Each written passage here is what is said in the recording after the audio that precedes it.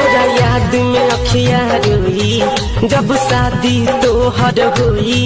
माना तू बात गोरी ना रही अपन कोई रे मर जाई। तोरा याद में अखिया रोई जब शादी तोहर होई। माना तू बात गोरी ना रही अपन कोई रे मर जाई। रोआ रोआ बस माफी मांगी ऐसा देवेला साजा जभी तनकेला भोजपुरिया राजा ना जिए पाई ओकरा बिन हो गइल न प्यार बा। का कहीं दिलवा ना माई बस में तनिको हमार बा। कसम बा तोरा दूध के आकाश में हो या पाताल में कहीं से भी ढूंढ लाई।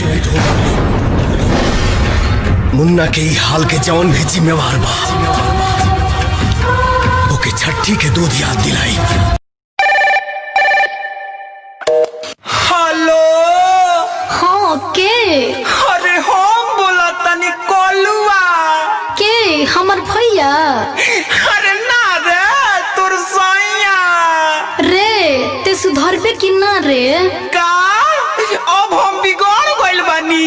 पहले सैया कहत रहलू अब भैया कहत रू। ते हमरा ससुर में चैन से ना रह देबे का रे।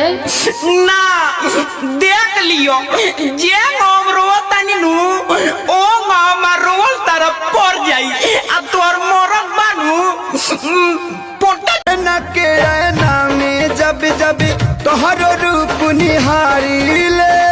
रोजो रोजो जिया पे अपना नहीं के दिया बारी ले।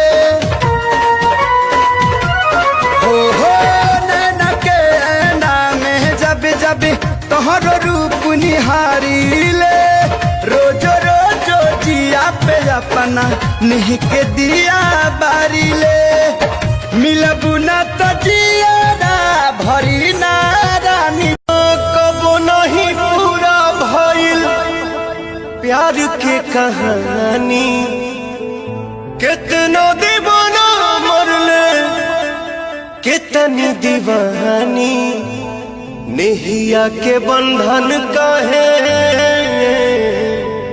जोड़ के तू रौला हो। हंसत जिंदगी में काहे अगिया लगा। कबो नहीं पूरा भइल प्यार के कहानी। कितना दीवाना मरले कितनी दीवानी। नेहिया के बंधन काहे जोड़ के तू रौला हो। हंसत जिंदगी में काहे अगिया लगा। भले ना सुना ले ओ करे केहू के रुइया। डाली से टूटते कुंदन सुख जले पतैया। केहू हमरो खबरिया बता लागला कि नए जान। तोहरो के याद हमारी आवेला कि नए जान।